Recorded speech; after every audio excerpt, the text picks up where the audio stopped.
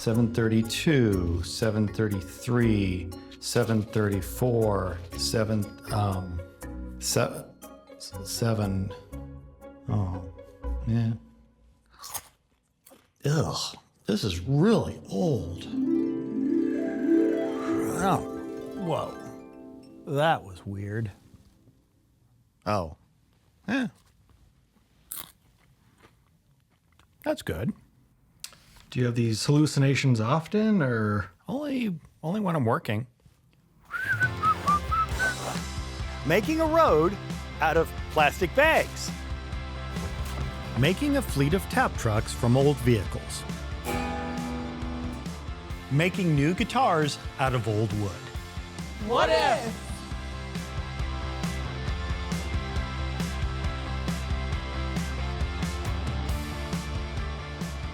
This building used to be a potato chip factory.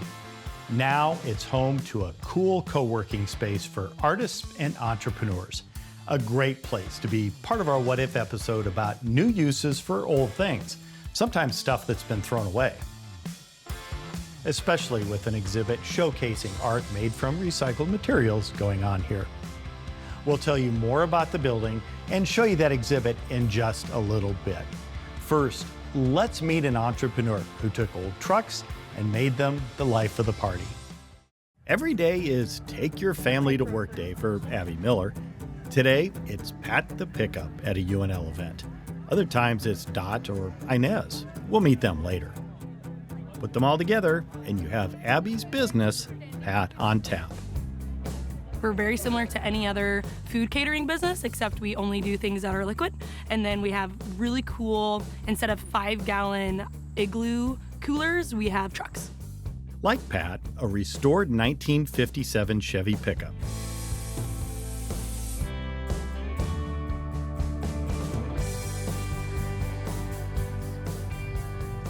Tonight she'll serve 1,500 drinks in less than 3 hours. Wow. The only other way you're gonna do that is if you're handing out cans, and that's, even if you have a really nice bartender, I mean, there's no other experience quite like it, where you could walk up to a truck you've never seen before with a drink maybe you've never had, or will at least taste better because you think it does because it's coming from a cool truck.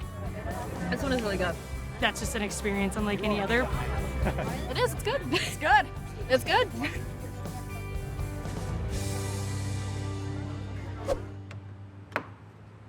Abby's been starting businesses since she was a kid in a family of entrepreneurs. The first day, I think I understood what entrepreneurship was. My best friend knocked on my front door and she said, "Hey, Abby, we're selling rocks." And I said, "Who would buy the rocks?" And she's like, "Well, here's our plan. We're stealing them from their own yards, so they have to buy them back." So I would say that's how I learned supply and demand. Was my best friend getting me on this rock business. Yeah. That was number one, kind of borderline on ethics. Did you sell rocks? I think it was a one-day venture. Other ventures were less sketchy. Selling rabbits and duct tape wallets, lemonade stands, dog walking. An interest in hospitality led to a photography business and a nonprofit recycling flower arrangements from large events to give out to people in hospitals or senior living. Abby did all this before graduating from high school. All right, Mike, let's put you to work. All right, happy to help. All right, just spray wherever. He's getting it in one load. All that background, plus being a part of UNL's Angler Entrepreneurship Program, led to an idea. Buy old vehicles and refurbish them to serve drinks at weddings, graduation parties, corporate events. So with Inez here, how long did it take you to build this? So that was a 6-month turnaround, I think that would be. Like I did all of the kind of prep work, so like sanding. I mean, it can take half an hour to get one bolt off. He did it. Okay, thank you. You could be hired. What do you pay? That's to be discussed. Enough. Enough. Okay, fair. Abby's more useful Pat on Tap workers are all named for people important to her, including 2 grandmothers. I think all 3 of those ladies were way tougher than me. So if I have a really hard day, I'm like, you know what? Pat, Inez, and Dot all could have got through this. Since Abby says each has its own personality, we decided to let them tell us. What's your name? My name's Pat. Pat the Pickup. Is this hard work for somebody that's this old? Well, first I would say wise, and second, shouldn't you know this, Mike? Why are you called Doc? Well, my full name is Dorothy, but some people like to say I'm pretty dangerous on tap. Abby calls you rustic. Do you agree with that? What's with the air quotes around rustic, Mike? Abby seems to think you're the polished girl. Oh, that might be right, Mike, but I think I'm just a ray of sunshine. Isn't it super cool to be on What If? Oh, it's what I was made for, Mike. I think it's cooler that you get to hang out with me. What's Abby like to work for? Well, Mike, it'd be a lot better if I got a raise.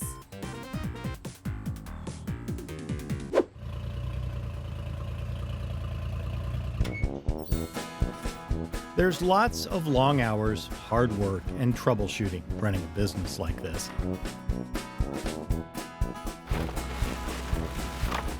So this is a little more involved than just drive up and turn on the taps, huh? Oh, yeah. Abby's goal is doing events 60 to 70 days a year. It's lots of weekends, sometimes with trucks in different locations. Dad sometimes helps with transportation. Serving everything from beer and wine to hot apple cider and lemonade. Mixing craft drinks herself.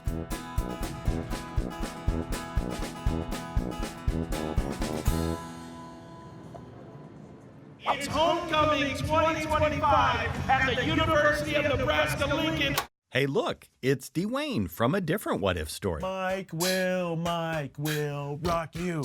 All right, back to Pat on Tap. Are you ready?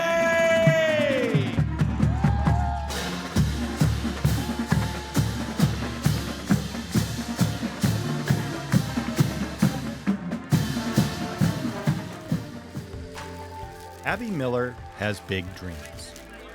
Where's this business going to be in 10 years? My number one goal is to be the ultimate beverage caterer in Nebraska. I want it to be a household name. I want people to say, hey, have you invited Pat yet? Meaning the truck, and everyone knows that means the truck, not your cousin Pat. Getting there could include franchising, with other budding entrepreneurs owning trucks, led and coached by Abby. Thank you. You posted, tag Pat on tap. Okay. Oh, cute.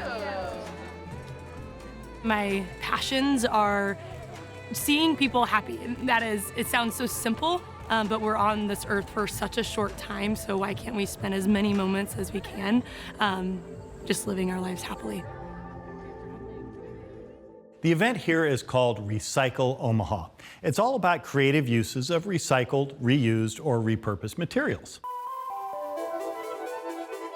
There's the work of dozens of artists, including clothing made by an indigenous fashion designer from unused wool put on the secondary market. It also includes moose hair.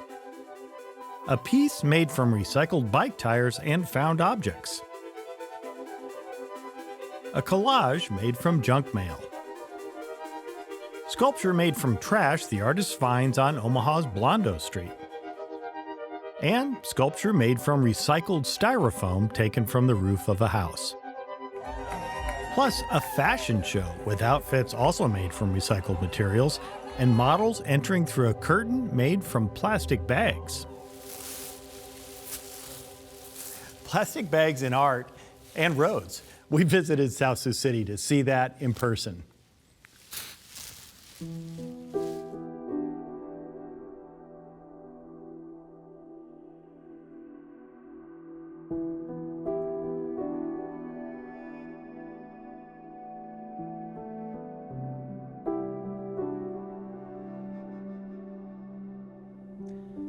Sometimes there's so much beauty in the world, but there's nothing attractive about billions of single-use plastic bags that are costly to our cities, agriculture, and the environment.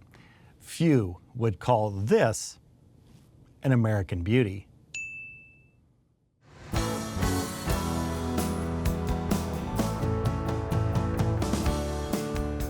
The folks in South Sioux City had an idea about a way to reuse some of those plastic bags.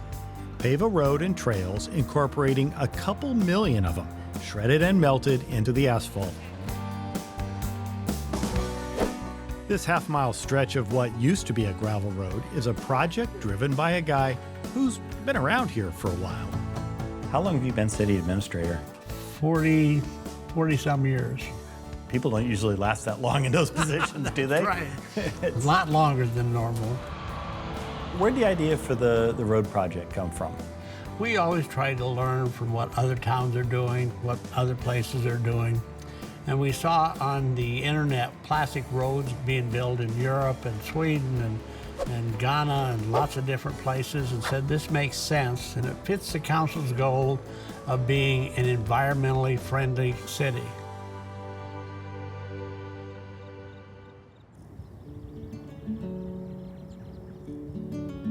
It took a couple years of work to get to this point, aided by a Nebraska Environmental Trust grant and lots of partners from the Nebraska Department of Transportation, construction, recycling, and other areas. Baylor Bestgen kept everyone connected and the project moving forward. When they first contacted you about doing this thing, what did you think? I'd be lying if I said I didn't have reservations. I think civil engineer is naturally a creature of comfort. It seems like a big lift, but once you get smart people talking to each other and they have that same frequency, it becomes really easy. You wouldn't know it by looking at it, but the top 3 inches of asphalt includes the shredded plastic.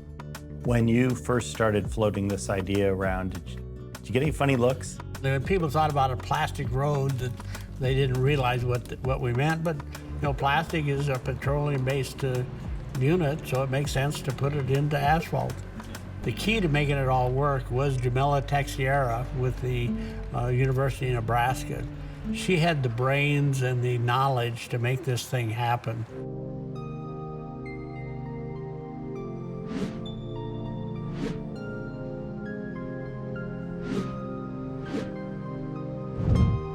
Jamila Teixeira was doing research in her lab on asphalt, concrete, things roads are made from, years before South Sioux City started their project. I always think that infrastructure requires a lot of natural resource materials to construct roadways, but if we just use a natural resource, I think it's not the ideal situation. We have several different byproducts and waste that could be incorporated. So waste plastic, it is just one of the potential materials that I saw that could be a good opportunity to start researching. Materials like plastic grocery bags, but also water bottles, large bags for ag materials, even conveyor belts.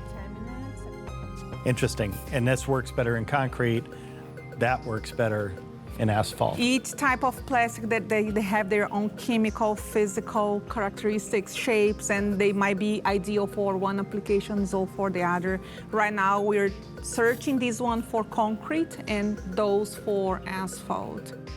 We have the ingredients. Time to cook.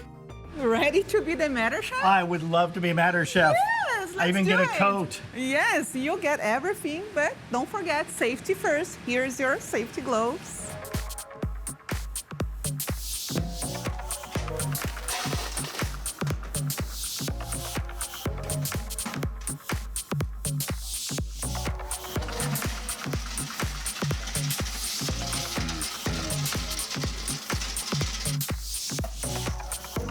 Got to stir the cake? Yep. It's a brownie. It is a brownie.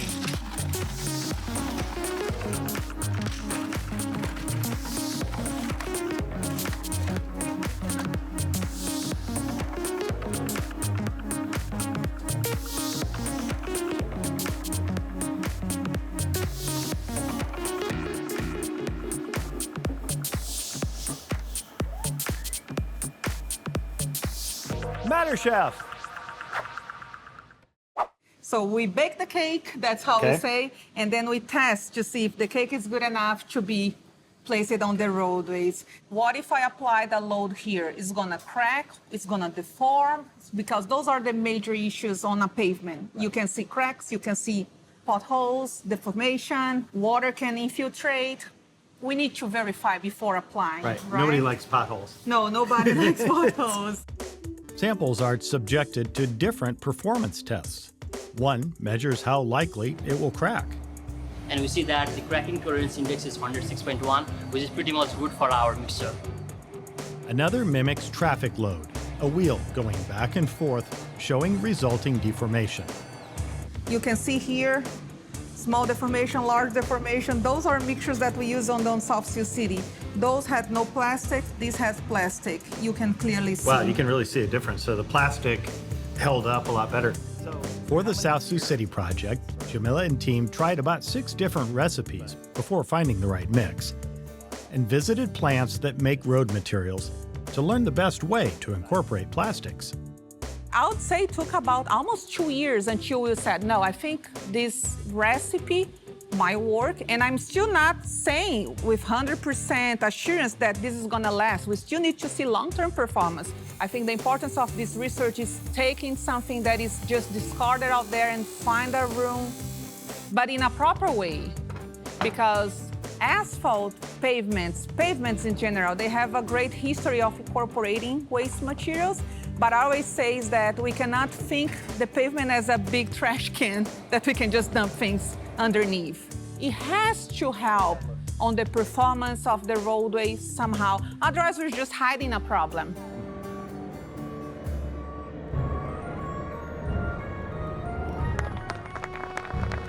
So today we are here to announce the first plastic recycled bag road in the state of Nebraska. But this is a story, it's an innovation, it's something that's done in a few spots around the world.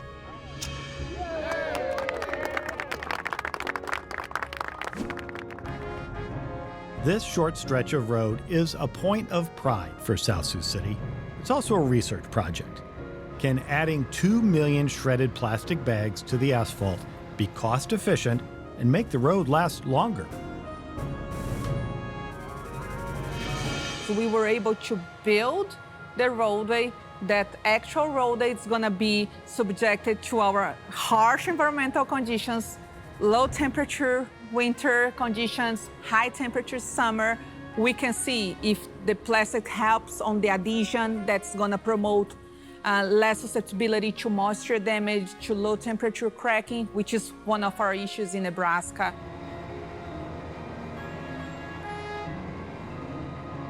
Well, I think the road is going to demonstrate, one, that it will last longer based on all the other studies we've seen. Number 2, it's more flexible.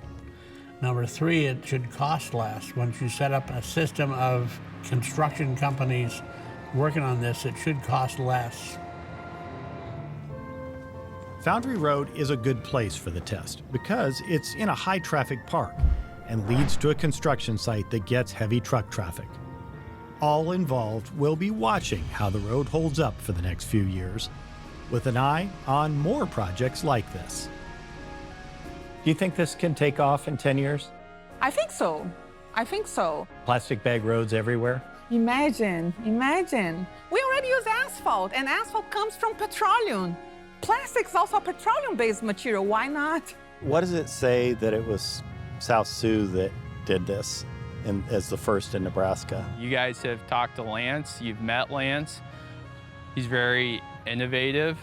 I think the big picture is all the plastic bags that are being wasted in our country, and finding a positive use of those bags, I think, will generate more interest and more savings of those bags in a great way.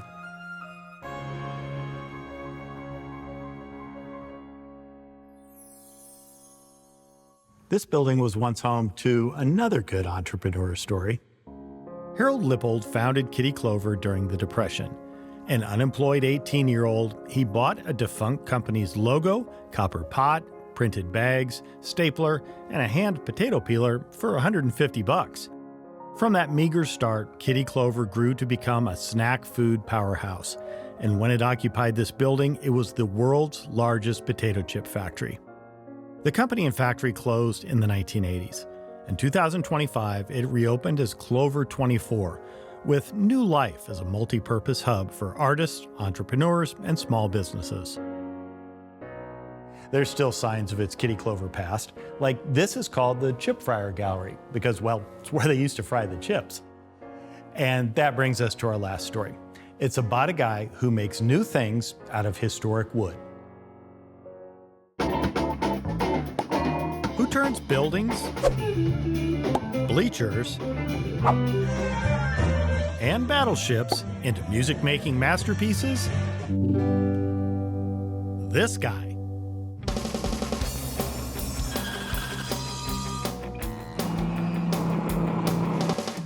Phil Whitmarsh turned a makerspace hobby into a business, Old Market Guitar Works. He builds guitar bodies using wood he gets from sources like the deck of the decommissioned USS Texas.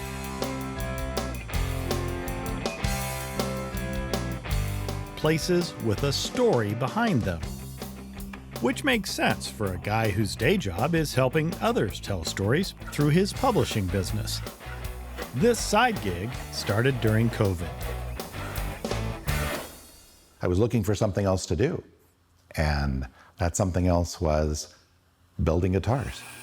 Had the idea for a while and didn't know when I was going to be able to get that started, but the way it worked out, I had time to watch videos and practice and build prototypes, and here we are.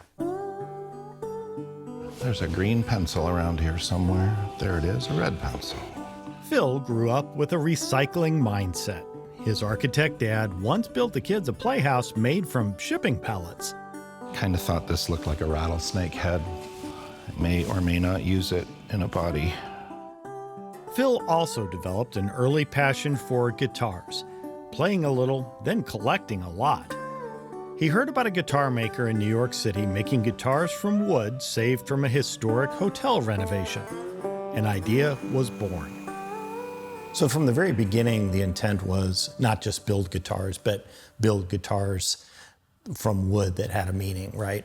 Yes, but also exceptional product, exceptional output. The first was Mary Kate. Built from wood salvaged from the Woolworth building in Omaha's Old Market. Phil has since built guitars using wood from the battleship, old barns, a tool company's floor joists, and old Memorial Stadium bleachers. This one given as a gift to Maroon 5 guitarist and Lincoln native James Valentine. Oh, and so you use the Valentine shape. Oh, this is sick. So these were the bleachers, football bleachers. It's a nice moment to just remind him that he is still beloved of our state. Tell me about the wood. These are beams that came from the Susan LaFleche Picotte Center in Wald Hill, Nebraska.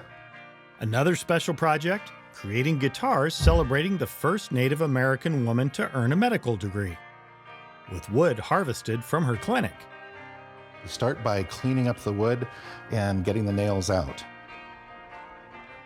Finding and removing nails is one of many steps it takes Phil to make guitars out of old wood over the span of several weeks, often working on several at the same time.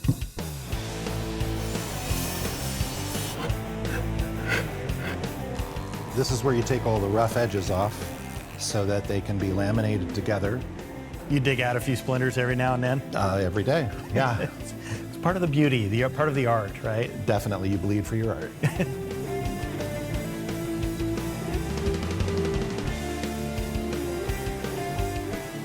You like to see imperfections, right? Yes, you like to see the nail holes and the knots. And yeah, that speaks to me as a person who loves trees and loves nature. And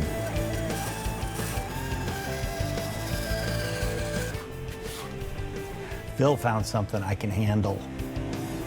So the grain filler is filling the wood grain and pores so that it's easier to shine up the guitar.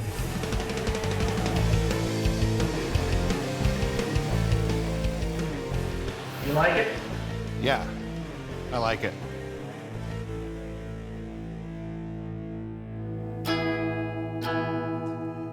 It feels good to know that the energy from the wood and from the places and faces is coming through. Working with old wood isn't easy. I think the hardest thing about working with any new project is the wood, because the wood's always different, where it came from, how it's been treated. For Phil, the results are worth the work, because most of the guitars he builds at a wholesale cost are later used by entities to raise money for different needs. What attracts you to a project? When do you say, okay, this is something that fits within what I do? For me, I think about the function of the material, the history of the material, what has been its life to this point. Is it something that's going to be disposed of and needs to be perhaps saved from a dumpster or a landfill?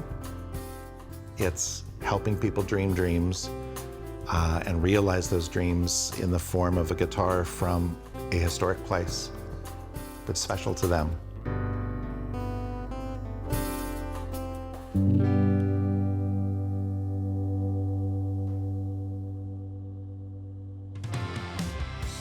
Another cool thing here is the Creative Reuse Store. Inexpensive recycled art supplies for teachers and other artists.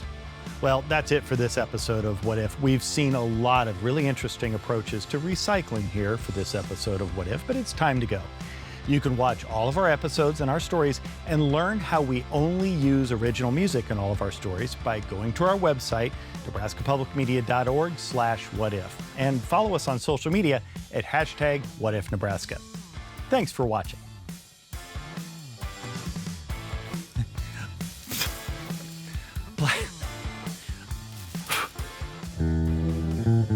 No, you're playing a chord.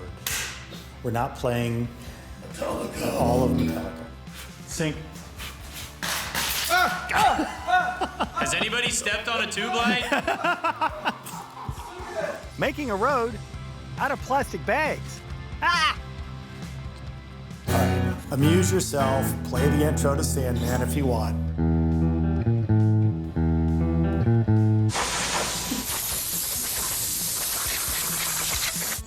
Uh-oh.